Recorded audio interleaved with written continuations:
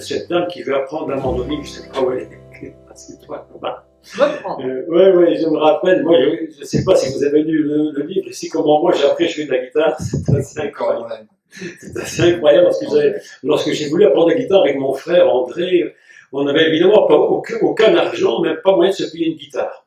Et même pas une petite à quelques francs, c'était impossible. Mais on avait un but. On avait entendu un orchestre qui jouait, qui venait de Londres, et qui était absolument extraordinaire, et j'avais 14 ans. Et quand on est revenu de ce concert, on s'est dit, mais nous, on va faire la même chose. Donc, on était chez notre grand-mère, et là, notre grand-père, qui était un très mauvais guitariste, mais il avait quand même quelques guitares, il lui restait un manche sans corde. Il n'y avait que le manche et pas de corde. On s'est dit, aucune importance. On a chapardé quelques bouts de laine, on a collé les bouts de laine sur 6 bouts de laine sur le manche, et à partir du manche, sans corde, sans rien. Uniquement, on a appris à jouer la guitare, sans jamais entendre ce qu'on faisait. On a fait ça pendant des mois. On a appris tous les accords sans entendre un son. Jusqu'au jour où mon père est venu, c'était le 6 décembre, je me rappelle très bien, le jour de la Saint-Nicolas, vous voyez, hein, et il nous avait ramené une vraie guitare à chacun. Et on a appris une grande leçon, c'est que la foi commence toujours par quelque chose. La foi commence toujours par quelque chose. Dieu nous demande toujours de mettre un premier pas. On peut avoir les plus grandes visions du monde, mais aucune vision ne s'exerce, ne se réalise si nous ne mettons pas un premier pas dans le but, dans la vision elle-même. C'est ainsi que lorsqu'ils ont traversé le Jourdain, ils ont eu un premier pas. Il est dit que lorsque les sacrificateurs posèrent le pied, au moment où ils ont posé le pied dans le Jourdain, les autres se sont reculés. Donc ça veut dire que si Josué ne l'avait pas fait, eh bien rien ne se serait produit. C'est parce que Moïse a frappé la mer que le vent a soufflé et que la mer s'est ouverte. Dieu demande toujours pour chacun d'entre nous de commencer par quelque chose. Même si la chose paraît vraiment insignifiante, mais au moins nous prouvons que nous croyons dans l'appel de Dieu. Beaucoup de gens attendent que Dieu fasse de grandes choses pour eux, mais ils ne commencent pas à faire ce qu'ils doivent faire. Dieu ne demande pas qu'on fasse l'impossible. Le possible est pour nous, l'impossible est pour lui. Et c'est-à-dire que l'impossible de Dieu devient même pour nous le possible. On devrait arrêter, me semble-t-il, dans l'Église de dire que l'impossible est à Dieu. Non, l'impossible n'est plus. On devrait dire l'impossible n'est pas français, voilà. Impossible n'est pas biblique.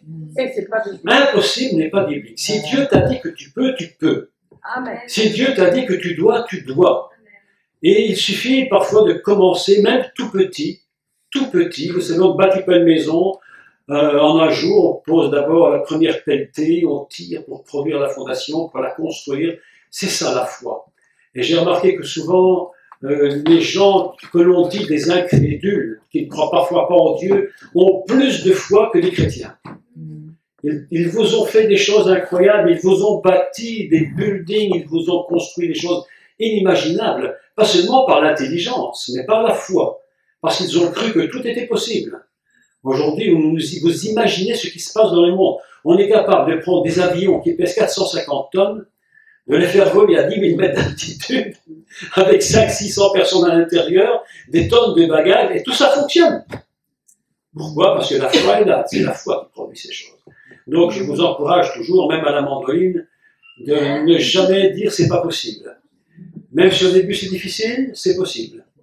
Nous sommes déterminés à croire que la foi est possible.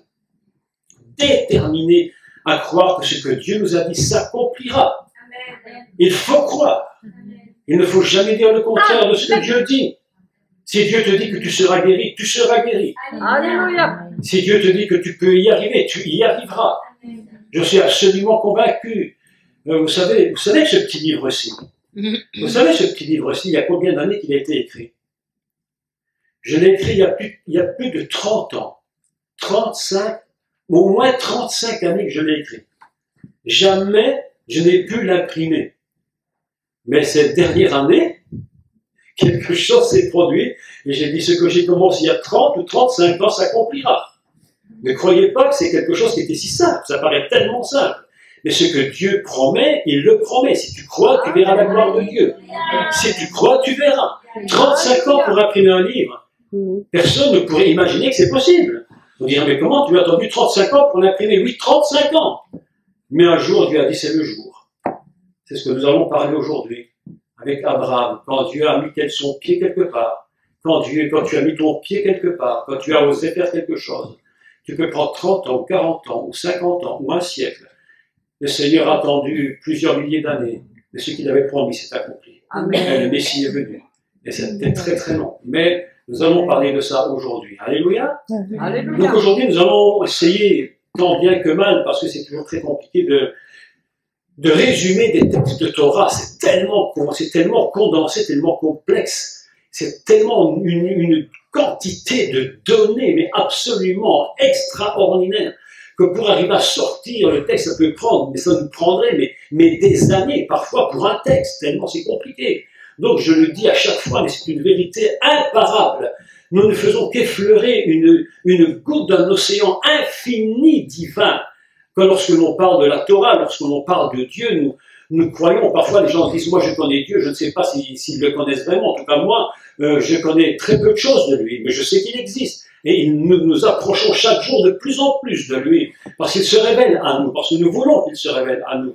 Donc aujourd'hui, nous allons continuer notre texte, et nous en étions arrivés, si je vous rappelle en quelques mots ce que j'avais dit hier, pour ne pas recommencer tout évidemment, je vous avais parlé qu'il y avait 3 niveaux d'élévation, 3 niveaux pour monter, afin d'arriver au moment où Dieu allait mettre en place, où Dieu allait demander à Abraham de mettre, avec Yitzhak, son fils, de mettre en place donc le projet qui allait marquer à tout jamais l'histoire d'Israël et de Jérusalem.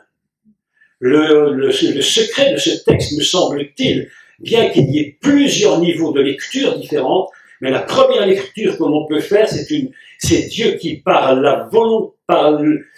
l'action d'Abraham et son fils Yitzhak, de placer les forces messianiques sur la terre d'Israël. Vous savez que lorsqu'un cultivateur veut cultiver son champ, il prépare la terre. Il va préparer la terre. Si la terre est morte, vous pouvez semer autant que vous voulez, le résultat serait extrêmement médiocre. Donc il faut que le cultivateur aille dans son champ et à la période donnée, c'est-à-dire qu'il y a un laps de temps, si tu retournes, ça va siffler. À la période donnée, il faudra que le cultivateur puisse mettre l'engrais, retourner la terre, l'aérer, enfin faire tout ce qu'il faut pour qu'au jour de la moisson, il va y semer et au jour de la récolte, elle sera là. Donc il y a une préparation du terrain. Vous savez que souvent nous faisons l'œuvre de Dieu sans préparer le terrain. Nous allons dans des endroits et le terrain n'est pas préparé. Et lorsque le terrain n'est pas préparé, on se dit, mais le terrain... Moi, j'entends souvent les gens nous dire, écoutez les amis, j'entends souvent les gens me dire, ah, mais vous savez, si vous venez chez nous dans notre ville, ah, chez nous, c'est dur. Oh oui. Chez nous, c'est dur. Puis tu vas dans une autre ville, évidemment, où que tu sois, et tu arrives et tu parles aux chrétiens et tu dis, ah, mais ici, chez nous, c'est très dur. Et puis, tu viens chez moi en Belgique, et tu vas à l'autre, tu dis, ah, chez nous, c'est dur. En réalité, mes amis, il n'y avait rien de plus dur pour les apôtres du Messie d'annoncer le Messie à Jérusalem. C'était très dur aussi. Néanmoins, la terre était préparée. C'est pourquoi il faut que nous préparions le lieu où nous allons aller. Si nous voulons annoncer l'évangile, il faut préparer le lieu où nous allons et annoncer l'évangile. Si la terre n'est pas préparée, si nous n'avons... Écoutez ce que je vais vous dire, c'est tellement important. Si nous ne gagnons pas en nous les âmes que Dieu nous a données, écoutez-moi bien, si nous ne réparons pas en nous les âmes que Dieu nous a données à chacun d'entre nous, nous ne verrons jamais de résultat. Il faut que les âmes soient réparées. C'est pourquoi le Messie, Yeshua, va dans le désert et la première chose qu'il fait, ce n'est pas de jeûner 40 jours seulement pour lui, mais c'est de réparer les fautes d'Israël. Et lorsqu'il a réparé les fautes d'Israël dans les 3 grandes dimensions, dont je n'ai pas le temps d'expliquer aujourd'hui, c'est mais tout à fait impossible, d'expliquer les 3 grandes tentations qui sont une réparation fondamentale d'Israël. Le Messie n'a même pas commencé son ministère. Ainsi souvent, nous partons dans des endroits pour annoncer l'évangile, mais nous n'avons pas réparé complètement il faudrait retourner le baffe absolument, ça siffle. Alors ça, ça fait des effets Larsen, et comme le micro n'est pas une très grande qualité, évidemment, ça. Si nous ne réparons pas les... Parce que l'apôtre Paul va dire une chose incroyable. L'apôtre Paul va dire quelque chose d'absolument surprenant. L'apôtre Paul va dire, je suis mort pour le monde comme Christ est mort pour le monde. Je me suis dit, mais qu'est-ce que Paul est en train de nous inventer pour une histoire? Mais je dis, mais Paul n'est pas mort pour le monde. C'est Jésus qui est mort pour le monde. Paul, il n'est rentré que dans la vision du Messie. Mais il dit, je suis mort pour le monde. C'est-à-dire, je porte en moi, écoutez bien ce que je vous explique. Je porte en moi, dit Paul, et je paraphrase Paul, toutes les âmes que Dieu m'a données. Toutes les personnes qu'il m'a données, je les porte en moi et elles sont réparées en moi. Si nous partons annoncer l'évangile, si nous partons annoncer l'évangile sans que nous n'ayons réparé les personnes, que nous n'ayons pas vu ces personnes sauvées, ces personnes libérées, ces personnes guéries, nous allons partir et nous n'avons rien préparé du tout. C'est-à-dire que nous partons faire un travail, nous n'en avons même pas conscience que nous allons réussir.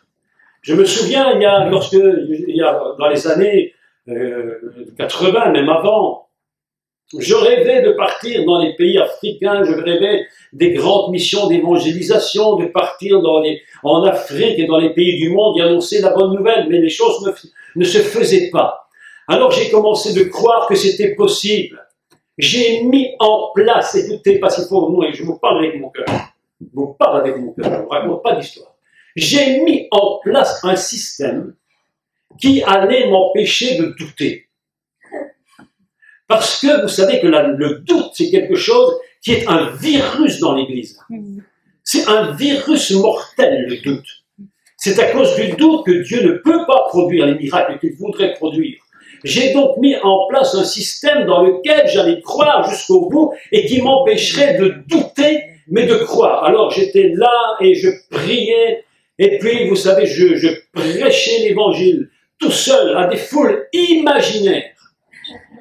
Je me retrouvais devant 5 000, 10 000 personnes. C'était pure imagination. Et le plus formidable dans cette histoire, c'est que tous les malades étaient guéris. Je n'avais aucun doute. Dans mon imaginaire, je voyais les aveugles voir, les sourds entendre, les boiteux marcher. Je voyais les foules se donner à Jésus. Mais c'était purement imaginaire. Je pouvais prêcher pendant 1 heure, 1 heure et demie, tout seul dans une pièce, et mon esprit était tellement focalisé sur la réussite de cette chose que tout autour de moi disparaissait. Je faisais comme un songe éveillé où je voyais les foules et je ne pouvais même pas douter que ça n'allait pas arriver. Je m'étais mis un système où je me suis dit, ça va marcher. Amen. Un jour, je l'ai déjà dit, je répète pour ceux qui ne le savent pas, mais ça vaut la peine d'écouter ça. Je m'étais construit. Vous savez, mes amis, il faut nous construire de la foi. Il faut bâtir la foi. Il faut bâtir, il faut mettre hâte définitivement à l'incrédulité. Alors un jour, je reçois un journal qui s'appelait Faith Digest, le journal de T. Hale Osborne, grand évangéliste américain, aujourd'hui décédé, et il y avait un grand double. Alors ce journal était magnifique. D'abord le texte, si on traduit Faith Digest en français, si on le traduit, c'est la foi choisie, la foi qu'on a choisie. J'ouvre la page de ce journal, c'était des grands journaux à l'époque, hein. J'ouvre le journal, double page au milieu, et c'était marqué en espagnol, miracle au Brésil. Oh! Et alors au-dessus, il y avait la tête d'Osborne, et l'autre, il y avait la tête de sa femme.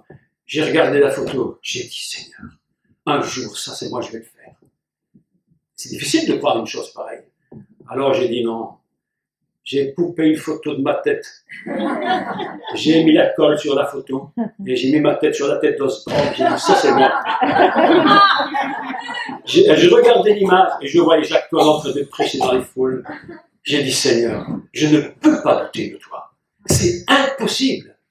J'ai construit la foi. Parce que mes amis, ça ne sert à rien de pleurer sur vos problèmes, je vous le dis. Dieu ne répond pas aux pleurnichards, Dieu répond à la foi. Amen. Pleure toute ta vie sur tes misères, tu resteras misérable et tu t'enfonceras encore plus dans ta misère. Mais mes amis, lève-toi et commence de croire. Lève-toi. La parole de Dieu, nous l'avons vu hier. Tu as le choix. Je vous l'ai dit, c'est marqué là. Tu as le choix de te lever ou le choix de ne pas y aller.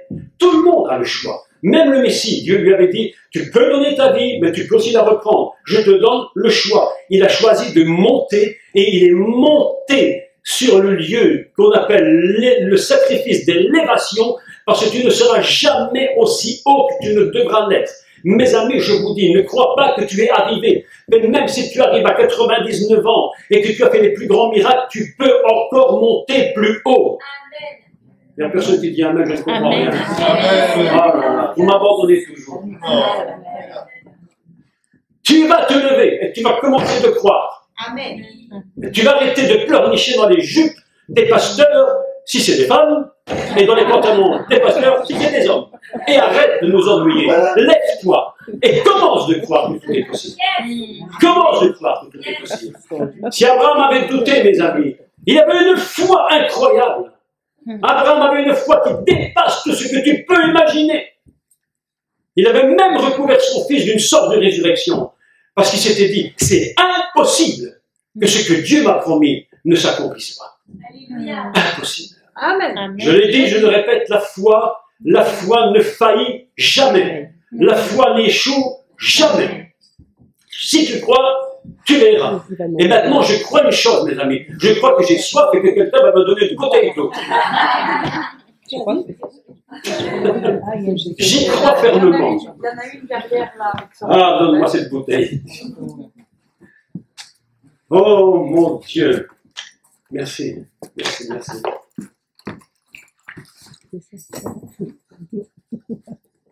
Avant de commencer de parler, je me dis toujours est-ce que je vais m'en sortir, mais une fois que c'est parti, je ne peux plus m'arrêter. C'est comme ça que nous sommes.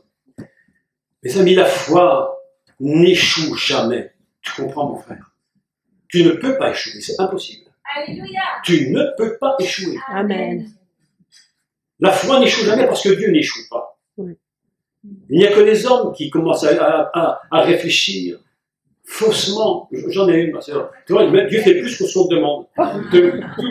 Double bénédiction pour ceux qui annoncent la parole, la Bible le dit. Mais je vois qu'elle s'en va. Bon. Tu as dit qu'il y en a une. Amen, là, moi, ce sera un très bon témoignage. Double ration. Double ration d'eau, que Dieu soit béni. Alléluia. L'eau d'en haut et l'eau d'en bas. Voilà. C'est ça que Dieu fait pour nous. Mes amis, je vous dis la vérité, tu n'échoueras jamais, mon frère.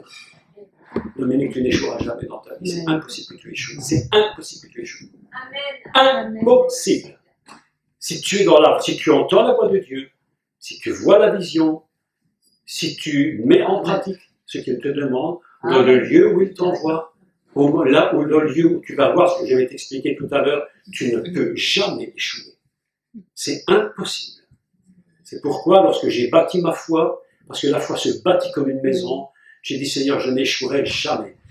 On a pleuré, on a plus pleuré que rigolé, on a plus souffert que ce qu'on a été dans les grandes bénédictions matérielles, mais jamais, jamais, la foi a disparu.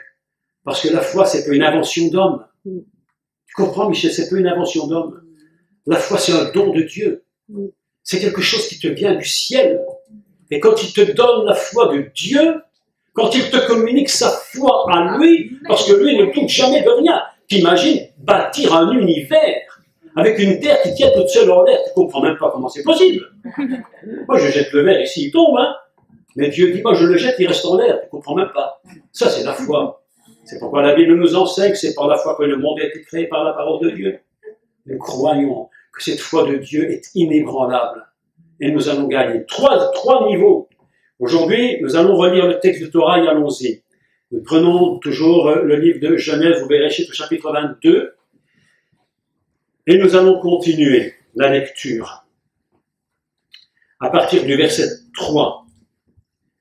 Vous avez constaté que le texte que je voulais enseigner fait 19 versets. Après plus de 3 heures de cours, on n'a fait que 3 versets. Donc, vous voyez que c'est quand même très très long. Je vais essayer aujourd'hui de concentrer tout le reste. Ça va être un peu compliqué, mais je vais essayer de le faire. Abraham se leva de bon matin. Je vous ai expliqué qu'on disait qu'il s'était levé, Vaishkem, ça veut dire qu'il s'était levé tôt le matin. Il se leva de bon matin, c'est là son âne et prit avec lui 2 de ses jeunes gens. Et son fils Yitzhak. Il fendit du bois pour l'Holocauste et partit pour aller au lieu que Dieu lui avait dit. Et le troisième jour, Abraham, levant les yeux, vit le lieu de loin. Et Abraham dit à ses serviteurs, restez ici avec l'âne, moi et le jeune homme, nous irons jusque-là pour adorer et nous reviendrons auprès de vous. Abraham prit le bois pour l'holocauste, le chargea sur son fils Yitzhak et porta dans sa main le feu et le couteau. Ils marchèrent tous deux ensemble. Nous allons arrêter là la lecture. Nous étions arrivés au point hier où j'ai dit qu'elle s'était levée de bon matin, très tôt le matin, c'est-à-dire on dit boker qui veut dire il y eut un soir, il y eut un matin, mais il s'est levé tellement tôt le matin qu'on dit qu'il se levait de bon matin. C'est-à-dire c'était non seulement le matin, mais c'était peut-être probablement même avant même que le soleil commence de se lever. Il était déjà éveillé. Oui, il se lève très tôt. Et parce qu'il est prêt, il dit, il faut que je mette en place ce que Dieu me demande. La force d'Abraham dépend de son obéissance et de la rapidité à obéir. Amen. Ce qui manque beaucoup chez les croyants, c'est la rapidité de l'obéissance.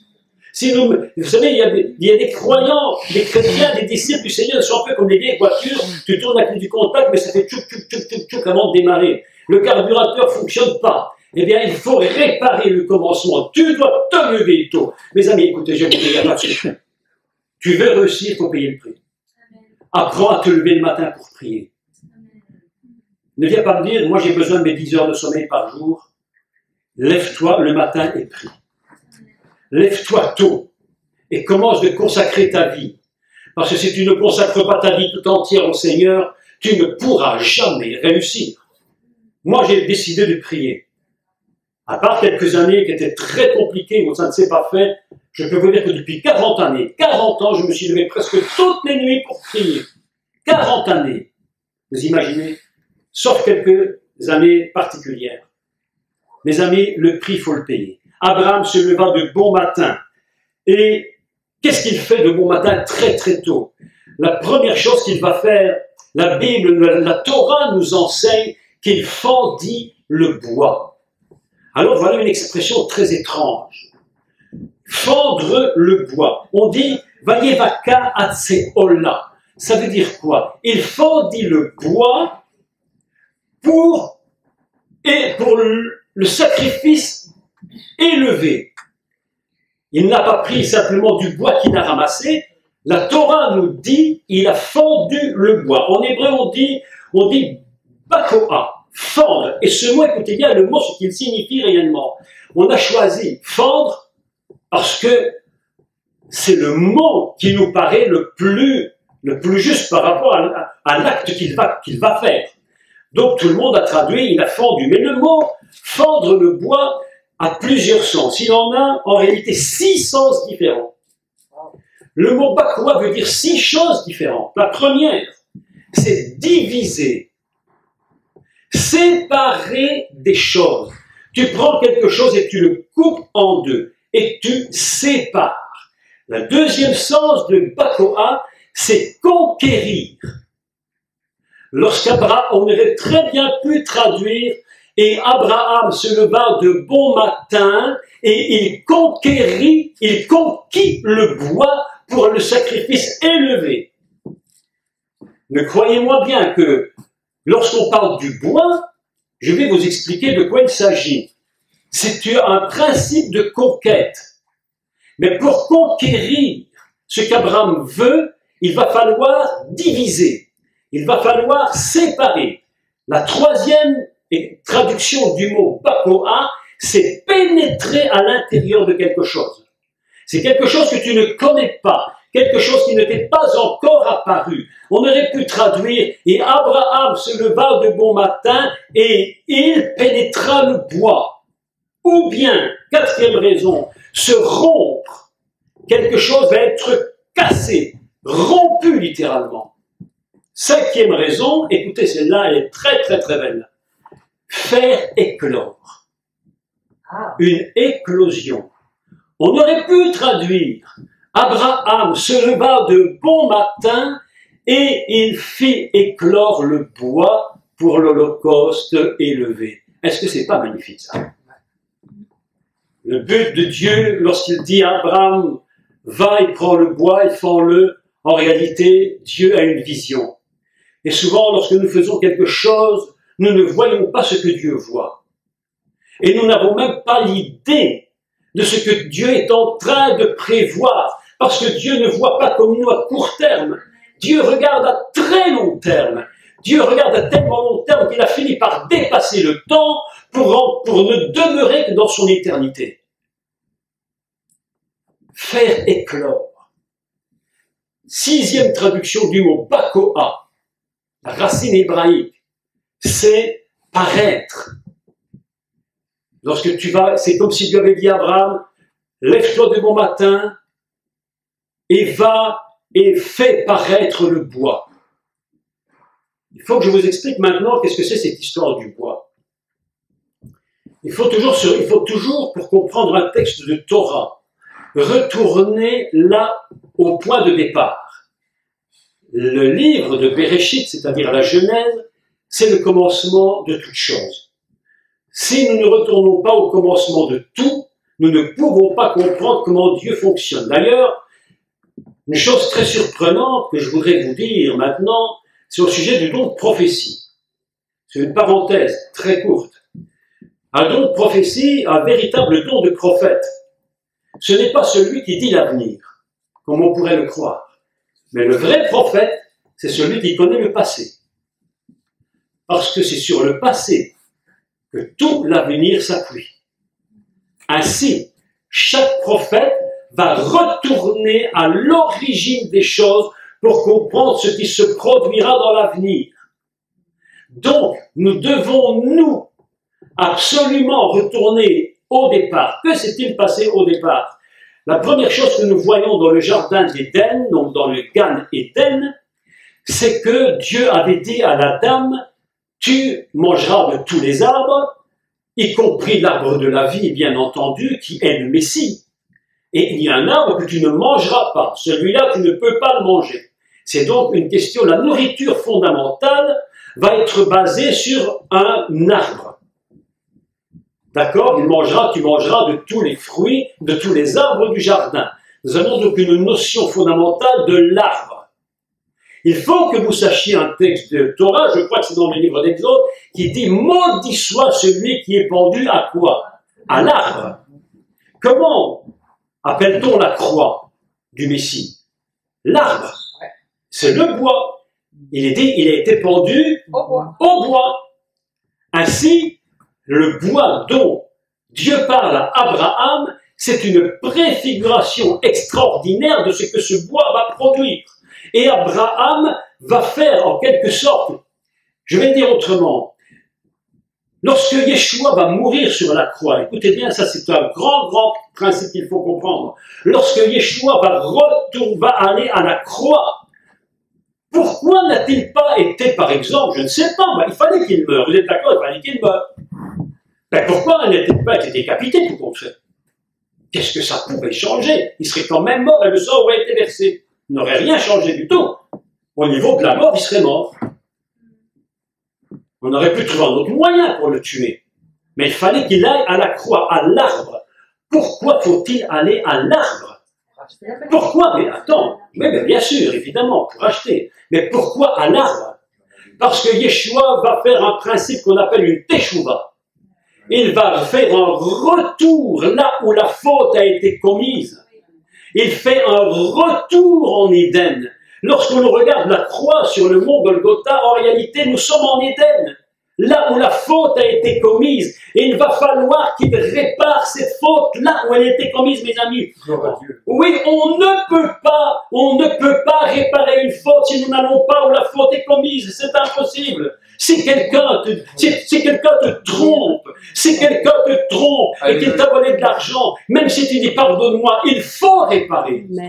C'est pourquoi, mes amis, il y a deux secrets dans la Torah. Il y a ce qu'on appelle Teshuvah et le Tikkun. La Teshuvah, c'est le retour, et le Tikkun, c'est la réparation. Et la croix, c'est le retour et la réparation. Et ça ne pouvait se faire qu'au bois, parce que c'est au bois que s'est produit la faute. Tu retournes au lieu de la faute, tu répares la faute, tu retournes et tu la répares. Et Dieu avait compris le principe de la croix, parce que le principe de la croix, mes amis, le principe de l'arbre, ce n'est pas un principe de l'Éden uniquement. Le principe de la croix, c'est un principe éternel. Même, je vais vous dire plus fort encore, écoutez, parce que là, c'est vraiment une révélation incroyable. Même le monde, l'univers entier, la nature de Dieu, tout ce qui est possible d'imaginer n'existe que par la croix du Messie. Même l'univers n'existe que par le sang qui était versé par le Messie. Même le monde a été créé par le sacrifice. C'est le sang du Messie, c'est le sacrifice de Jésus qui a permis que le monde soit ce qu'il est. Et c'est la raison pour laquelle, en hébreu, on appelle le sang d'âme, et que Dieu dit, je vais appeler mon âme Adam. Dans Adam, il y a le mot sang. Et la Bible nous enseigne une chose, c'est que Adam était l'image et l'ombre. Il était dans l'image et dans l'ombre de Dieu. Il portait en lui la nature du sang. C'est-à-dire que le fondement même de l'humanité, les amis, nous parlons de Jésus. Le fondement même de l'humanité est basé sur le sang du Messie. La terre, même la terre qui est soutenue dans l'espace. Vous voyez que c'est pas un système très spécial que Dieu l'a fait tenir comme elle tient. C'est à cause du sang du Messie et du sacrifice éternel. D'ailleurs, il y a 3 types de sacrifices. Il y a le sacrifice temporel, il y a le sacrifice perpétuel, il y a le sacrifice éternel. Je l'ai déjà dit ici, mais je refais la petite leçon pour chacun afin qu'ils comprennent. Ce qui est temporel, ça commence et ça se termine. Ce qui est perpétuel commence et ne se termine jamais. Et ce qui est perpétuel n'a ni commencement ni fin. Et Jésus a dit, mon sacrifice est un sacrifice éternel, n'a ni commencement ni fin. Ainsi, même le sacrifice du Messie n'a rien de temporel, même s'il est venu sur terre et qu'il est mort et ressuscité, le fondement du sacrifice est éternel. Ainsi, Dieu parle à Abraham et lui dit, Abraham, lève-toi de bon matin, lève-toi tôt le matin, ne tarde pas, fais tout de suite ce que je te dis. Abraham se lève très tôt le matin et il dit, écoutez, il dit, et il fendit le bois. Il avait une vision absolument inimaginable. Toute personne qui connaît très bien l'hébreu, lorsqu'on va dire Vayevaka, immédiatement le Vayevaka, pour quelqu'un qui connaît très très bien l'hébreu, tout de suite dans sa tête, ça fait un flash. Et ça met en ligne toutes les raisons pour lesquelles il part fendre le bois. Il va conquérir quelque chose. Il va pénétrer à l'intérieur. Il va rompre quelque chose. Il va faire éclore quelque chose. Le bois fait éclore le salut. Il va conquérir le monde. C'est la croix de Jésus. Nous pouvons parler de tout ce que nous voulons. Nous pouvons parler de délivrance. Nous pouvons parler de guérison. Nous pouvons parler de succès. Nous pouvons parler de tout ce que vous voulez. Mes amis, tout ça ne tient que par la croix. Amen. S'il n'avait pas la croix, rien ne se serait produit. Abraham se lève tôt le matin. Ah, il est très déterminé, notre Abraham. Se lève le matin. Il dit, je vais aller fendre le bois. Il y a un but à atteindre. Abraham doit conquérir quelque chose. Mais que va-t-il conquérir? Il va conquérir la promesse que Dieu lui a donnée. Il va conquérir cette parole que Dieu lui a dit, je ferai de toi une grande nation. Mais on a l'impression que ce que Dieu lui dit est une folie totale, parce que ce qu'il va devoir faire est juste l'opposé de ce qu'il croit. Juste l'opposé. Parfois, Dieu nous demande des choses, on a l'impression que Dieu s'est trompé. On dit, mais qu'est-ce que tu as fait dans ma vie? Tu m'avais promis ça, je fais juste le contraire. Mais tu ne sais pas ce que Dieu voit, que tu ne vois pas. Dieu voit des choses en toi que tu n'as jamais vues. Je vous dis la vérité, ma soeur. Il a vu en toi des choses que tu n'avais jamais vues. Aujourd'hui, il voit des choses que tu n'as jamais vues. Je te dis une chose, ne te fâche jamais contre Dieu. Ne te révolte jamais contre Dieu. Parce que ce qu'il te demande de faire ne contient pas qu'une dimension, elle contient 6 dimensions. Alléluia. La conquête, faire éclore, paraître, c'est ça le but qu'il demande à Abraham. Et Abraham se leva de bon matin, il se mit en marche et il va fendre le bois. Il va diviser. Vous avez remarqué qu'à chaque fois que Dieu nous demande quelque chose, il faut être divisé. La première fois qu'il y a une division avec Abraham, c'est lorsqu'il met les animaux et qu'il les coupe par le milieu. Et il est dit qu'au moment où il les passe, au moment où il les coupe par le milieu, le feu de Dieu passa au milieu. Le feu de Dieu passe au milieu. Et l'alliance est pratiquement est mise à ce moment-là. Ainsi, Abraham dit, il prit le couteau et le feu. Le feu d'Abraham qu'il tient dans sa main et le couteau dans l'autre main. Le feu d'Abraham, c'est le feu qui va passer entre les bois fondus. Si le feu ne passe pas au milieu des bois fondus, il n'y a rien qui se produira. On me dirait, c'est normal, c'était en holocauste, il fallait brûler. Mais le feu, mes amis, s'il ne passe pas au milieu de ce que tu as séparé, et beaucoup de gens n'arriveront jamais au but parce qu'ils ne veulent jamais être divisés. Il faut laisser d'un côté ce que Dieu ne veut pas et de l'autre côté ce que Dieu veut. Il faut que notre cœur soit complètement brisé en deux. Aussi longtemps que nous ne serons pas complètement brisés en deux, nous ne pourrons jamais obtenir ce que Dieu nous a promis. Ainsi, il y a un texte absolument magnifique des animaux partagés, et vous vous souvenez également de l'autre texte extraordinaire où il a fallu que Moïse frappe la mer. Et quand il a frappé la mer, que s'est-il produit? Que s'est-il produit? La mer s'est fendue en deux. Si nous voulons arriver au but, mes amis, il n'y a pas d'autre secret. Il faut que le feu passe entre nous. Il faut que nous soyons séparés. C'est la partie, je dirais, la plus difficile pour tout être humain. Accepter que Dieu nous brise. Et Abraham va accepter de briser le bois. Mais lorsque le bois est brisé, lorsque le bois est fendu, Dieu a vu quelque chose. Et il sait que de l'autre côté, la promesse s'accomplira. Est-ce que vous me comprenez? La première chose qu'Abraham a fendue, je vous l'ai dit, je redis, c'est très important. La première chose qu'Abraham a fendue avant le bois, c'est sa propre vie. C'est sa propre vie. Il fallait qu'Abraham et sa vie aient été comme fendus en deux. Il était impossible qu'Abraham puisse arriver. C'est pourquoi lorsqu'on parle du sacrifice d'Isaac, il ne faut pas parler du sacrifice d'Isaac. Il faut parler d'abord du sacrifice d'Abraham. Vous me direz, mais il n'est pas monté sur l'autel, mais il a fendu le bois. Il a fendu le bois. Et Abraham, si vous voulez, va commencer son chemin. Mais nous allons continuer le texte parce qu'il dit ceci. Écoutez bien à la suite. Je le relis. Il fendit les bois de Ola, du sacrifice élevé. Il se leva. C'est très étrange. On se serait imaginé qu'il était déjà levé. On ne sait pas fendre le bois en étant assis. Donc il fallait bien qu'il se remette dans une attitude. Et pourquoi la Torah nous enseigne qu'il se leva? C'est-à-dire qu'entre le moment où il va fendre le bois et au moment où il va se lever pour partir, il y a encore un temps qui s'écoule. Et c'est un temps où on peut réfléchir et se demander réellement, mais qu'est-ce que je suis en train de faire? Qu'est-ce que Dieu me demande? Abraham vient de fendre le bois et puis la Bible, très étrangement, la Torah nous dit, mais il se leva. Comment Abraham? Tu viens de faire un travail et maintenant tu te lèves. Est-ce que tu te serais recouché par hasard? Abraham se leva et il alla vers l'endroit que Dieu le lui avait dit. Il va se lever, il va commencer d'aller dans un lieu que Dieu lui a dit qui était le mont Moria, la terre de Moria. Et il part.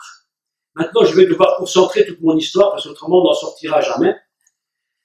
Il alla vers l'endroit que Dieu lui avait dit. Le troisième jour, je passe sur le troisième, sinon j'en sors plus. C'est trop long.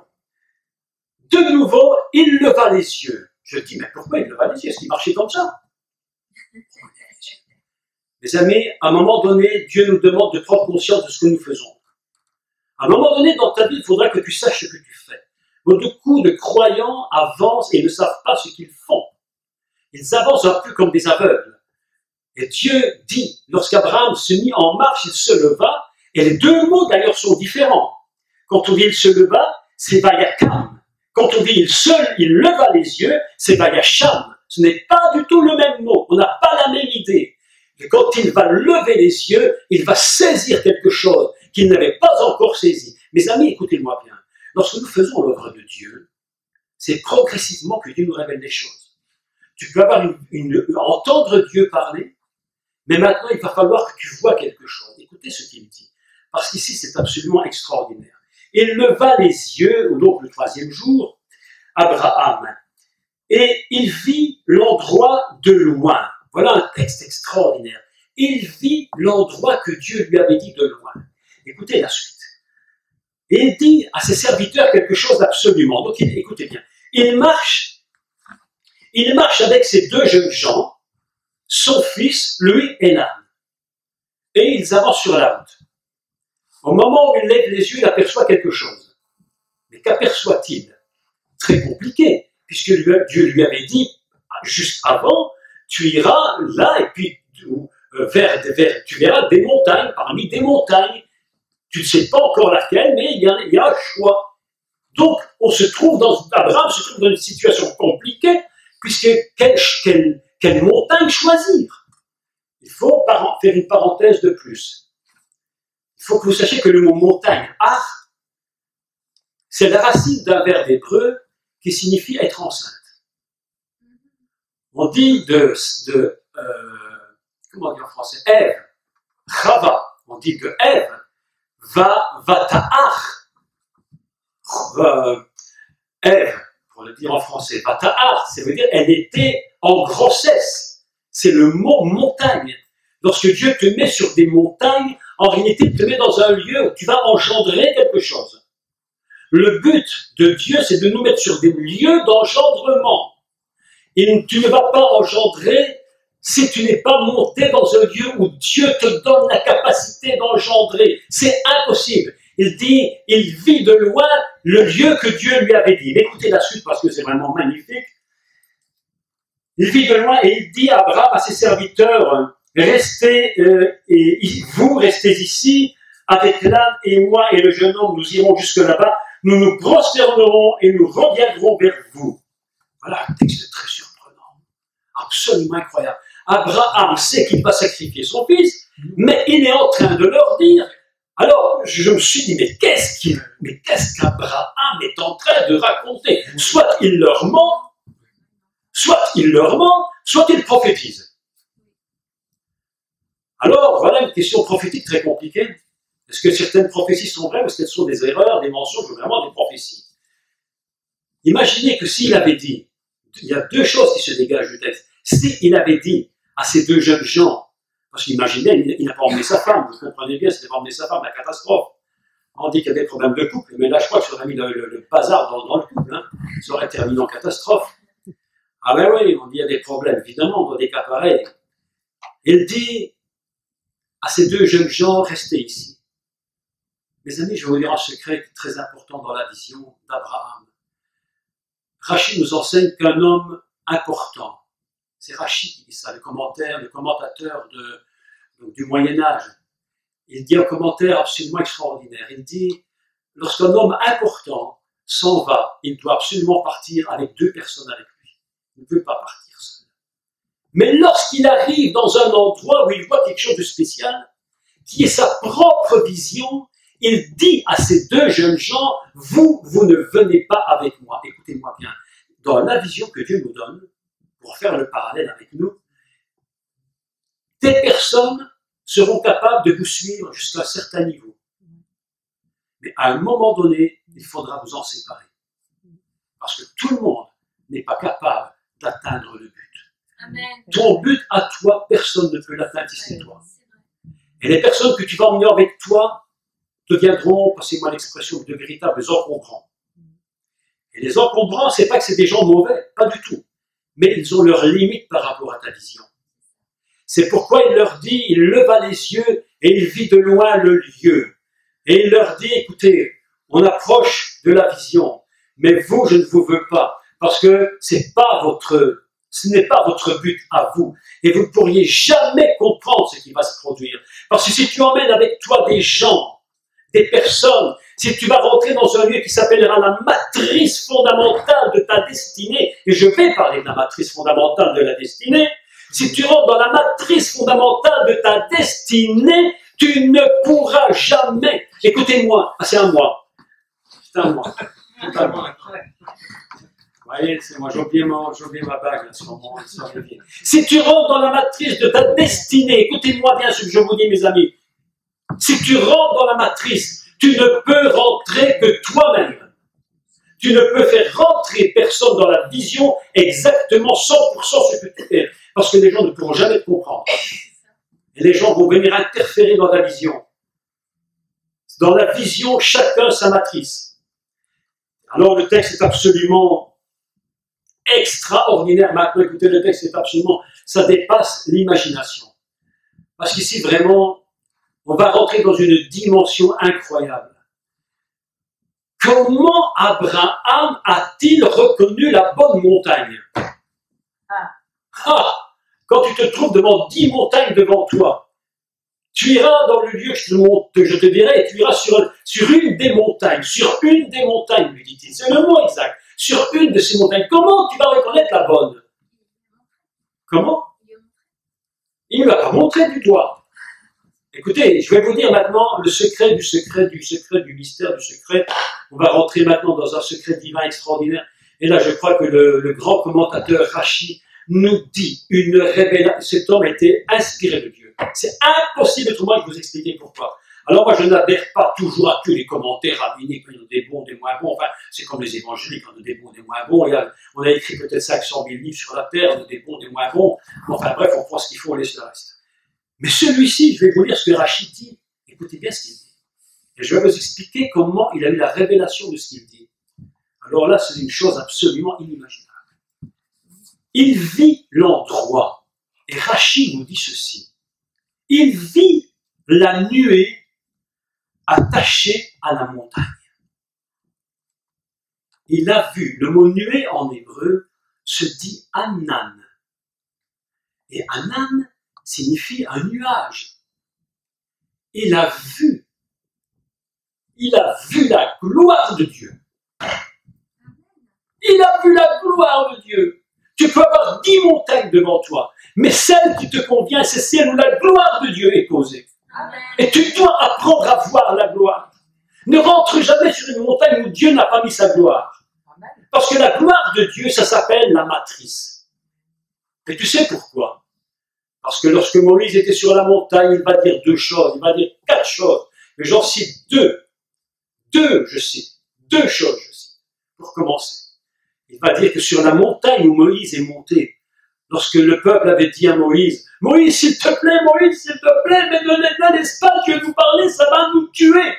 On ne peut même pas supporter le son de la voix, c'est impossible. » Il dit, « Mais Moïse, s'il te plaît. » Alors, écoutez, l'histoire est absolument, là c'est génial, c'est incroyable, c'est pas possible. Il monte sur la montagne, et le peuple dit, « Moïse, tu vas monter sur la montagne. » Et il dit, « Attends, tu montes au masculin.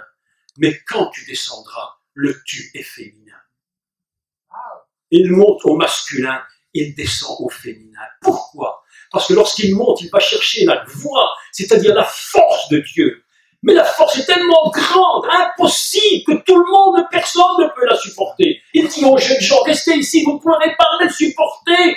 Je rentre dans de la gloire, je rentre dans ma montagne, il y a la gloire, je la vois. Je rentre dans la gloire, restez là, vous n'allez pas supporter. Il dit aux jeunes gens, restez là avec l'âne. Même la bête ne peut pas monter, même la bête. Vous avez toujours dit, même les animaux ne s'approchaient pas de la montagne.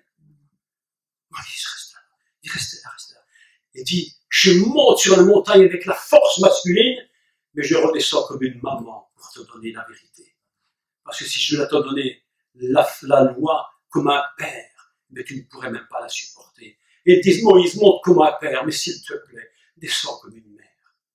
Voilà le texte hébreu tel qu'il est écrit dans la Torah. Un seul mot, atta ou at, transforme complètement l'idée. C'est ainsi que Yeshua, lorsqu'il vient sur terre dans la force de la mer. Mais lorsqu'il reviendra dans la force du Père. C'est pourquoi il dit, il faut que je monte vers mon Père et votre Père. Mais attention, quand je reviendrai, alors ça ne va plus rigoler, hein. On va régler les choses. Moïse, alors Abraham est là, il marche.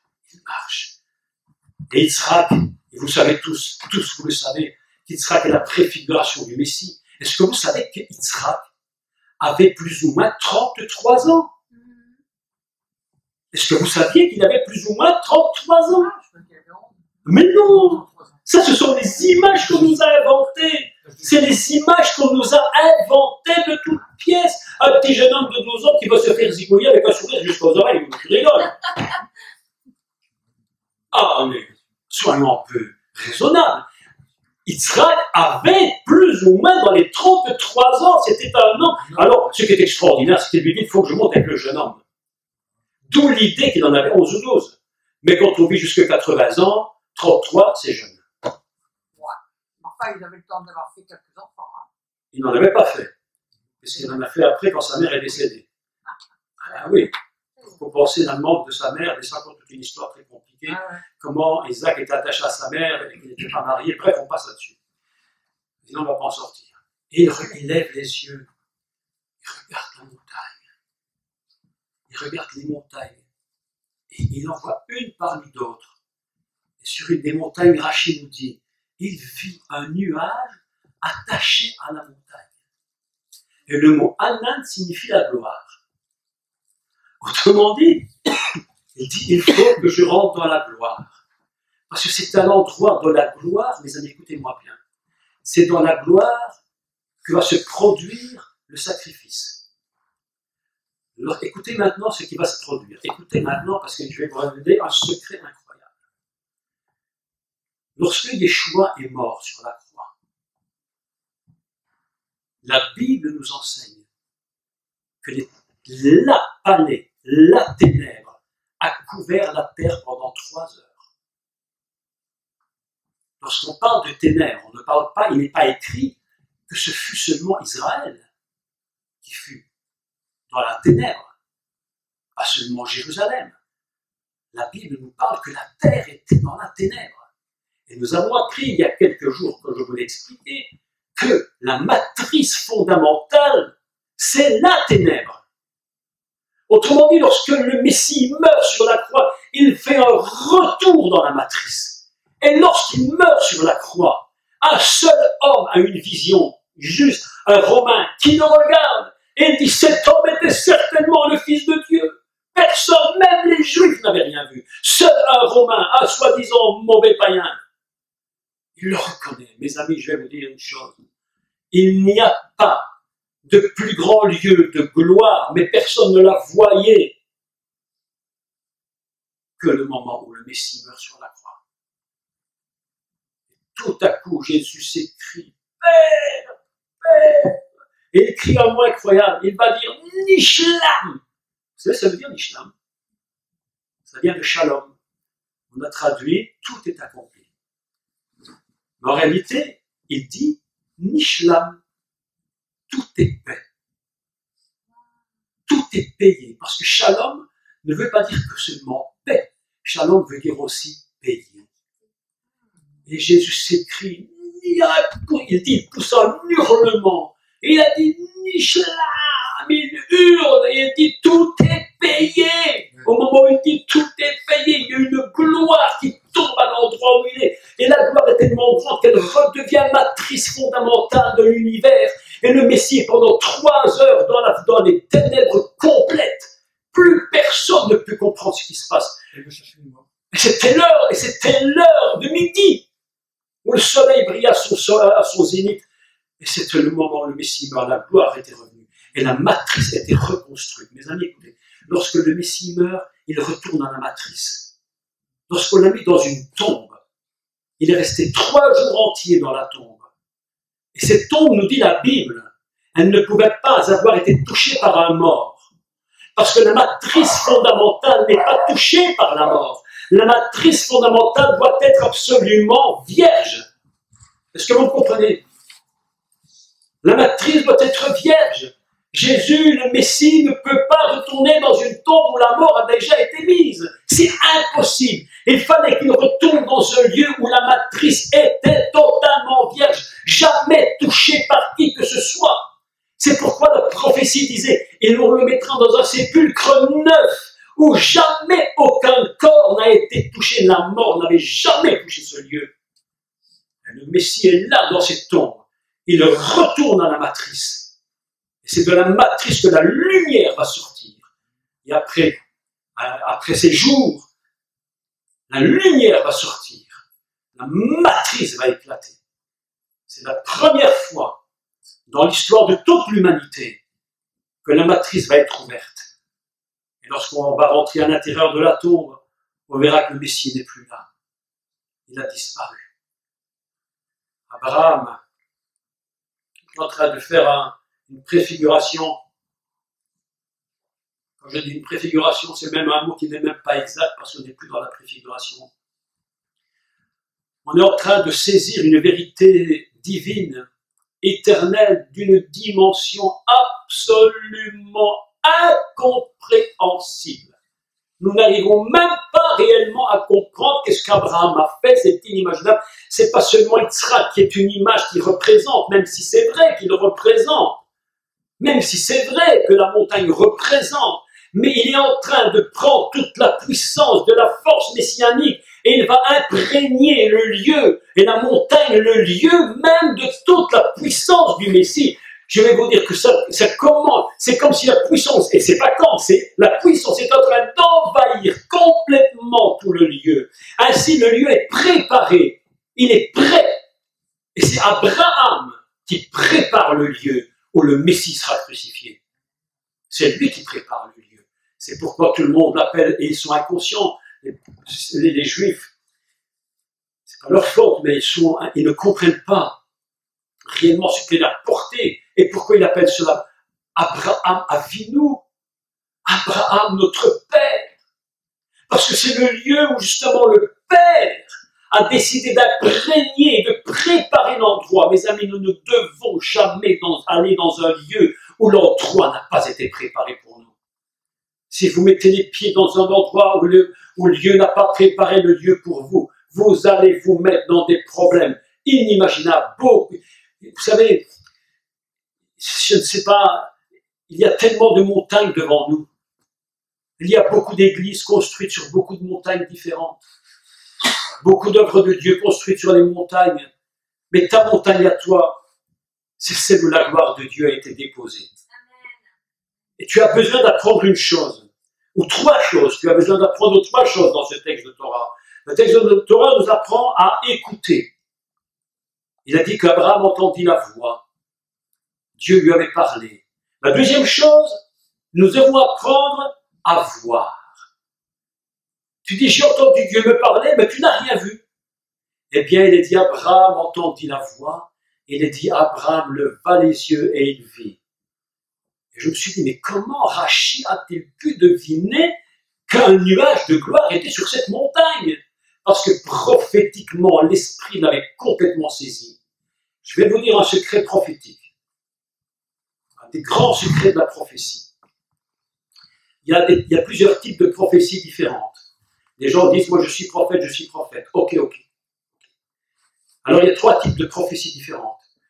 Le niveau prophétique le plus élevé, mais le plus élevé qui n'ait jamais existé, et qui n'existera jamais au-delà de ce niveau-là, c'est lorsqu'un homme ou une femme est dans ses actes, dans son corps, dans ses pensées, dans ses paroles, même sans le vouloir, il est en train de placer les bases de tout ce qui va se produire plus tard.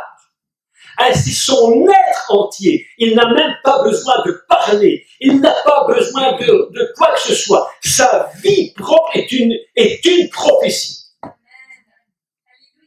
Abraham est la prophétie sur pied.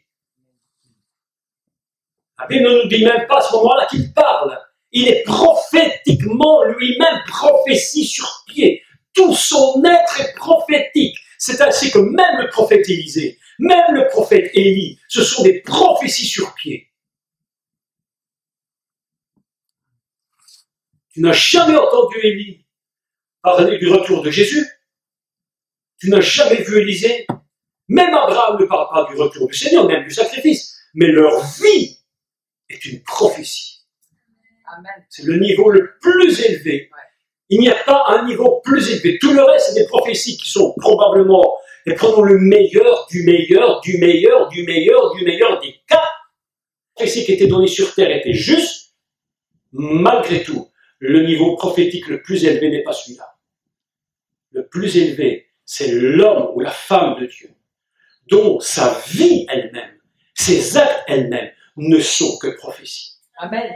Ainsi, Amen, amen. ainsi, Amen, amen, amen. lorsqu'Abraham lève les yeux, il marchait la tête baissée, parce qu'on ne sait pas lever les yeux si on a la tête levée. Il marchait tête baissée avec son fils. Et puis il y aura une discussion, mais je passe sur le dialogue, parce que c'est trop long, j'ai vraiment pas de temps, je vais devoir clôturer. Mais il parle avec son fils, et le fils pose la question, mais où est l'agneau pour le sacrifice? Le mot agneau, dans cet endroit-là, on l'appelle C. Celui qui, dans l'Exode, s'appellera Ish-C, l'homme mouton. Où est le mouton pour le sacrifice? Où est-il? Et la discussion va s'engager. Elle dit, mon père, et Abraham répond, il est ni, je suis là, me voici, qu'est-ce qu'il y a? Mais père, mais où est l'agneau pour le sacrifice? Et Dieu va dire quelque chose, et il va répondre quoi? Dieu, eh bien c'est complètement faux, c'est pas ça qui est écrit. Traduction 100% fausse. Dieu pourvoira, c'est pas ça qui est écrit en hébreu. Il est dit Dieu verra. Dieu verra. L'Éternel verra.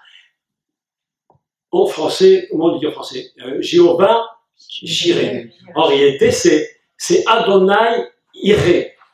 Iré, c'est voir, c'est pas pour voir. Alors nous avons une double idée dans le texte. Une double idée du texte. C'est qu'il y a une vision prophétique. Où est l'agneau pour le sacrifice? Il dit Dieu le verra. Dieu le verra. Alors évidemment, pourquoi M. Moine il traduit pour voir? Parce qu'il s'est dit, ça ne peut quand même pas traduire voir. Dieu verra, il faut quand même traduire pour voir, puisqu'on sait qu'après la bélier va venir. Donc il a traduit pour voir, mais le mot c'est iré. Dieu pourvoira, Dieu verra. Il vit de loin le lieu et il dit et Dieu verra. Nous irons jusque-là et nous irons jusqu'au lieu et puis ils partent et puis donc je reviens et puis je clôture là-dessus. Il leva les yeux et il voit la montagne dans la gloire. Et il sait très bien que là-haut quelque chose va se produire. Et je voudrais vous parler pour clôturer parce qu'autrement ce serait vraiment très long. Il est dit qu'ils arrivent en haut, et je raccourcis tout ça, et que Abraham ligota son fils. Ligoter son fils, dans la pensée hébraïque, c'est pas le lier par devant, et les pieds par devant, et les bras par derrière. Ce n'est pas ça l'idée. L'idée de ligoter le fils, c'est prendre les pieds et les mains et les attacher tous ensemble. Il était totalement incapable même de bouger. Il prend son fils, et il dit, il le plaça sur le bois, au-dessus du bois. Il le place au-dessus. Pourquoi? Il aurait pu lui dire, je me mets un peu en dessous, je te mets dessus, puis je mets du bois au-dessus. Non. La Bible nous enseigne qu'il a placé le Fils au-dessus, parce qu'il fallait que tout le monde, prophétiquement, puisse voir le Messie crucifié. La croix ne cache pas le Seigneur, mais elle le révèle. La croix du Seigneur révèle le Seigneur. Elle ne le cache jamais. Il dit, il prit le bois, il prit le Fils et il le plaça au-dessus du bois. Vous connaissez l'histoire, je raccourcis tout ça, autrement je n'en sors plus. Il va se produire quelque chose. La voix de l'Éternel va se faire entendre. Abraham, ne touche pas au jeune homme, ne le touche pas. J'ai vu que tu étais fidèle, j'ai vu que tu ne m'as pas refusé ton fils, ton unique, celui que tu aimes, tu ne me l'as même pas refusé. Tu as été au-delà de ce qu'un homme normal peut faire, il faut bien le dire. Tu ne m'as rien refusé, c'est pourquoi tu auras la bénédiction. Mais il faut quand même qu'il y ait un sacrifice. Dans la gloire du Messie, il faut qu'il y ait un sacrifice, mais comme ça ne pouvait pas être Yitzhak, puisqu'elle devait quand même enfanter, Dieu lui dit, retire ta main, mais je vais te donner autre chose qui sera l'équivalent, et je vous parle de l'équivalence. Je vous parle de l'équivalence du sacrifice. L'équivalence est tellement inimaginable que nous allons l'étudier en hébreu pendant quelques instants. D'accord? Vous voulez?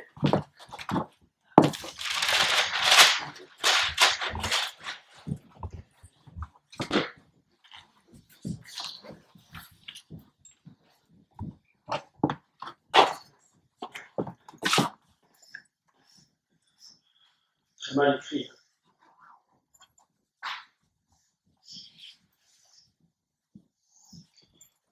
Si vous voyez cette écriture hébraïque, en fait, quand vous voyez ceci, vous lisez Elle, qui est l'abréviation d'Élohim. Souvent, quand vous lisez la Torah, vous voyez Elohim en entier, ou vous voyez l'abréviation, la réduction du mot. Elle veut dire Elohim. D'accord? Dieu va faire un substitut. Puisqu'il ne peut pas prendre Yitzhak, il va devoir prendre autre chose. La Bible nous dit qu'il va prendre un bélier qui était tenu par les cornes. Je vous fais remarquer que tout ça se passe dans la gloire, sur la montagne, dans la gloire. C'est pas n'importe où, c'est pas... Parfois on s'imagine qu'Abraham était dans un lieu, il monte sur la montagne, il fait ses petites affaires, il met le bois, il met des pierres, fait un hôtel, et ça paraît quelque chose de tout à fait, entre guillemets, complètement banal. Mais pas du tout. On est dans un lieu où la gloire est en train de couvrir la montagne d'une façon inimaginable. Personne ne peut monter à ce niveau de gloire parce que c'est le lieu du sacrifice éternel. Sacrifice éternel. Personne au monde n'a le droit de dire. Bon, vous restez là, même les animaux. Personne vient. Moi et le jeune homme, nous irons. Et le jeune homme porte le bois. Porte sa croix, il porte le bois. Fendu. Ça va éclore bientôt. Ça va éclore. C'est un magnifique texte. Mais comme Dieu dit, non, ne tue pas ton fils, j'ai vu ton obéissance. Il faut quand même que dans la gloire, que le sacrifice soit marqué. Il faut un sacrifice. On ne peut pas se passer du sacrifice. Alors il voit un bélier, il regarde. Il comprend qu'il était... Écoutez. Non, là, il faut que je vous dise un truc magnifique. Rachi, encore une fois, lui, parce que vraiment, il a une révélation divine, il dit ceci. Écoutez-moi bien. Il dit que le bélier était préparé depuis 6 jours. Mais comment peut-il le savoir? Comment le bélier est là depuis 6 jours? D'une façon très simple, les amis. C'est que 6, c'est le jour où l'homme apparaît sur terre. Et que l'homme, Adam, en réalité, c'est le Messie fondamental. Il était préparé là. Et il voit ce bélier qui attendait. Le bélier attendait le moment du sacrifice. Mais regardez bien ceci maintenant, parce que vous allez comprendre le mystère du bélier. Le mystère du bélier se trouve ici. Le mystère du bélier, c'est Elohim. Elohim, écoutez bien. Elohim, Dieu s'appelle de plusieurs noms. Parce que Moïse dit quel est ton nom? En fait, il lui dit, je suis celui qui suit, qui n'est pas un nom, mais qui est un état. C'est l'état de Dieu, c'est pas son nom. Dieu n'a pas de nom. Baptisez-le au nom du Père, mais il n'a pas de nom. Baptisez-le au nom du Fils, tout le monde dit c'est Jésus. J'avais dit au nom du Père, du Fils et du Saint-Esprit. Oui, d'accord, donc au nom du Père. Il n'y a qu'un nom. Donc, écoute, au nom du Père, Dieu n'a pas de nom, il a un état. Tu n'appelles pas Dieu Victor ou Paul, ou non, Dieu n'a pas de nom, il est un état. Elohim, l'éternel, c'est un état, pas un nom, il y a un prénom. Tu dis au nom du Fils, tout le monde dira, c'est Jésus, ça évidemment. Et quand tu dis le nom du Saint-Esprit, il n'y a pas de nom. Donc écoutez-moi bien. Écoutez bien ceci. Donc Elohim, c'est la notion du Dieu créateur. Tout ce qui est création est attaché à l'idée de Elohim, le Dieu qui crée. Bereshit bara Elohim, au commencement Dieu Elohim créa. Mais lorsque l'on parle de l'éternel, on ne parle plus d'Elohim. Pourtant c'est le même personnage évidemment. Mais on parle de quoi? De Yahvé, Adonai. Regardez bien. Donc Yahvé s'écrit comme ça.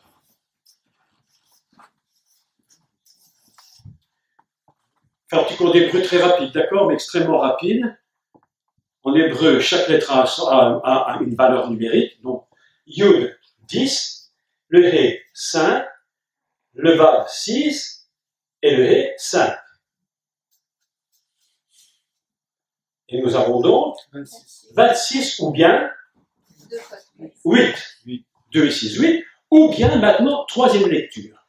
J'explique toujours le bélier. On est toujours dans le bélier là. La petite lettre que vous voyez ici au milieu qui s'appelle le Vav, c'est une lettre qui signifie en français et, comme je dis, toi et moi.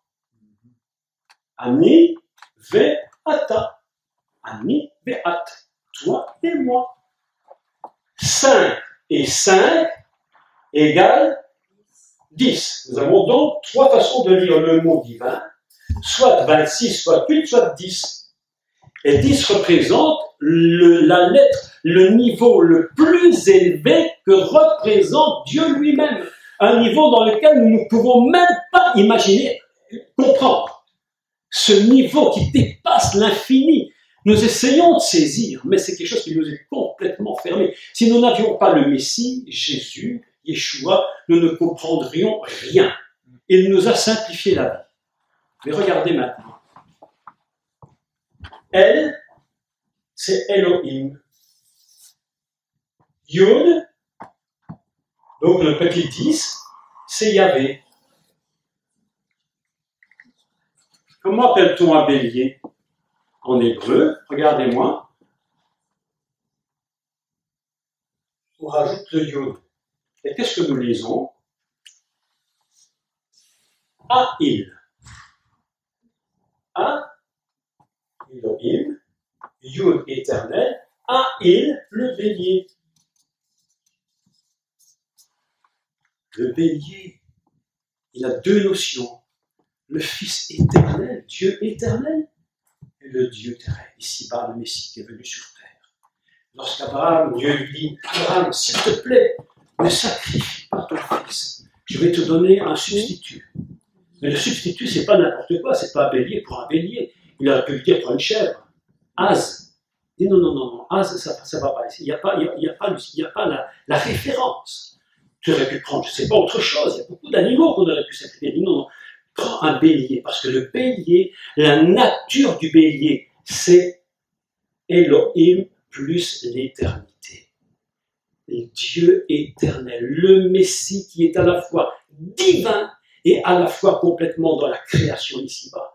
Ainsi, il va choisir un bélier qui représente le céleste et le terrestre. Et Dieu lui-même est le seul créateur de cet animal si particulier. D'ailleurs, quand on souffle de la corne, on souffle de la corne de bélier. Donc pas de la corne d'éléphant. Hein. Non, bélier. Parce que le bélier, c'est quoi? Quand tu sautes du chauffeur, ça représente la voix de Dieu ici-bas qui puise sa force là-haut. Wow. C'est Dieu parle là-haut, mais tu l'entends ici-bas. C'est pourquoi on appelle ça Aïl, le bélier, l'éternel et Adonai. Ainsi, il sort sur la montagne, il est sur sa montagne, dans la gloire. Il a vu la nuée, il a vu de loin, il a vu l'œuvre des yeux. C'est mon Dieu. Mes amis, écoutez-moi. Si vos yeux vous appellent, ils nous appellent tous, ne va jamais avec n'importe qui au lieu de ta rencontre avec Dieu. Il y a des niveaux où Dieu n'appelle que toi à le rencontrer. Parce que Dieu ne parlera jamais qu'à toi. Il y a des choses que Dieu ne dira à personne qu'à toi. Parce que s'il les dit à quelqu'un d'autre qu'à toi, l'autre va te tuer. Parce qu'il ne comprendra jamais. Si tu entraînes quelqu'un, écoutez-moi, pire, si tu entraînes quelqu'un dans le lieu de la gloire où il n'est pas appelé, il se tuera. Parce qu'il ne pourra jamais supporter le lieu où tu vas. Est-ce que vous me comprenez? N'entraîne avec toi personne dans ta vision lorsque tu arrives au niveau le plus élevé, parce qu'ils ne te comprendront pas. Et Abraham avait bien compris. Il avait dit aux deux jeunes gens, ne venez pas, surtout pas, même pas un animal, je ne veux personne avec moi, seul mon fils et moi, nous allons monter pour adorer. Et il dit une chose magnifique, il dit, nous allons nous prosterner. Nous allons nous prosterner. Et oh, lisons le texte ensemble. Il dit, il est extraordinaire, mot extraordinaire. Il dit, le jeune homme, nous irons jusque-là pour adorer et nous reviendrons auprès de vous. Vous savez, mes amis, l'adoration, c'est pas ce qu'on croit. Tu peux chanter de l'ordonne, tu peux jouer de l'ordinateur, chanter comme un dieu, tu peux t'appeler Pavarotti, être le plus grand chanteur du monde. Mais c'est pas ça l'adoration. Vous savez ce que c'est la véritable adoration? C'est lorsque tu prépares le bois que tu fends ta vie en deux. Tu coupes ta vie. Et tu dis, oh mon Dieu, je sais pas où tu m'emmènes. J'ai une vision, mais j'ai l'impression que ce que tu me dis, ça ne marchera jamais. Je croyais. Mais maintenant tu me demandes de détruire ce que tu avais construit. Mais Dieu ne voit pas ce que tu vois. Dieu ne voit jamais ce que tu vois. Tu pleures, tu cries, mon Dieu, que j'ai prié tant d'années pour obtenir telle chose. Et maintenant que je les ai, tu me demandes de sacrifier tout ce que tu m'as demandé, tout ce que tu m'as donné. Dieu te dit, mais si tu le fais, il y aura une éclosion de vie. Parce que Dieu ne te donnera jamais le but final de ta vie et de ta destinée aussi longtemps que tu n'auras pas fendu le bois. Il faut que tu montes sur l'autel. C'est pourquoi il y a 3 niveaux d'élévation. Le premier niveau, c'est quand tu t'élèves devant Dieu. Et il est écrit, comme nous l'avons vu. Et Abraham, il a dit, monte ton fils. Monte le nom sur le sacrifice d'élévation. Monte le nom. Et puis il part pour élever le nom. Et lorsqu'il arrive là-haut, il va prendre le nom. Il va monter sur la montagne. Et lorsqu'il est sur la montagne, alors la gloire de Dieu va commencer à entrer, mes amis. Lorsque Dieu te saisit, lorsque tu es saisi par Dieu, dans ton appel, au moment où tu crois que tout est fini, la mort va te toucher, tu vas mourir. Tu dis, Seigneur, je ne préférerais mourir, je ne peux plus continuer. Dieu te dit, mon brave garçon, ma brave fille, c'est maintenant que je vais commencer de faire quelque chose avec toi. Parce qu'avant, tu n'étais pas capable. Si je t'avais tout dit avant, tu n'aurais fait que des bêtises. Si je t'avais tout révélé dès le départ. L'histoire d'Abraham, c'est l'histoire de l'humanité qui est appelée au ministère, qui est appelée à Dieu. Tous nous devrons passer par là. Je ne parle pas des grands ministères internationaux qui rassemblent 100 000 personnes. Je ne parle pas de ça. Je parle, ça c'est des appels spéciaux, particuliers. Ils ne sont pas plus grands que les autres. Celui qui dit, moi j'ai fait 100 000, 200 000, 1 million. Mais on s'en fout comme de l'an 40, mes amis. Ce n'est pas ça qui compte. C'est que toi, le croyant, le disciple du Seigneur, tu fasses ce qu'il te demande de faire. Là où tu es. Amen. Tu peux être une femme d'ouvrage, tu peux être un maçon, tu peux être un plombier et avoir une onction incroyable et tu vis constamment dans la gloire. Mais seulement tu as fendu ta vie devant Dieu. Tu as fendu ta vie devant Dieu. Et à ce moment-là, Dieu va t'utiliser. Est-ce que vous me comprenez? On aurait pu parler beaucoup encore d'heures, mais je vais arrêter ici. Je voudrais qu'on puisse prier ensemble avant de se quitter quand même. Vous savez, parfois, nous sommes dans des situations, on a l'impression que tout est si violent autour de nous. La violence est terrible. Vous savez que cette histoire d'Abraham, c'est d'une violence incroyable. Mais d'une violence incroyable.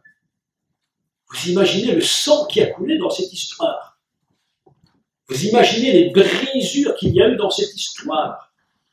Vous imaginez les moments de déchirement qu'il y a eu. Abraham, le premier sacrifié. Le deuxième, l'idée d'Yitzhak qui va mourir. Le troisième, le bélier, le sang coule. C'est une violence incroyable.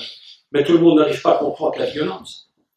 Parce que derrière ces moments qui nous paraissent si impossibles, c'est là que Dieu te lève. Et qu'il dit, maintenant, moi je vais m'occuper de réaliser. Et écoutez, on va lire la fin, parce que sinon il faut lire la fin quand même, on va lire la fin, écoutez. Prenez votre Bible, si vous l'avez, votre Torah, et on va lire la fin. On va lire la fin.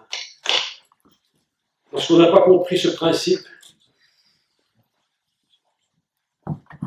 lorsqu'on n'a pas compris tout le principe, c'est très difficile de réaliser ce qui s'est réellement passé avec Abraham. Très compliqué, très compliqué. Mais on va lire on va clôturer en lisant à partir du verset 10, 22, 10. Puis Abraham étendit la main et prit le couteau pour égorger son fils. Vous imaginez la violence.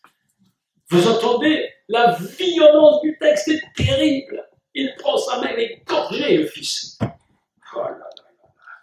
Alors l'ange de l'Éternel appela des cieux et dit, Abraham, Abraham. Et Rachid nous dit qu'il l'appelait 2 fois Abraham. Vous savez pourquoi il l'appelait 2 fois, nous dit Rachid? Il l'appelait 2 fois tellement il l'aimait. Si je dis à mon épouse, Michaela, Elle vient ou elle ne vient pas. Si je dis Michaela, Michaela, elle dit mais qu'est-ce qui se passe?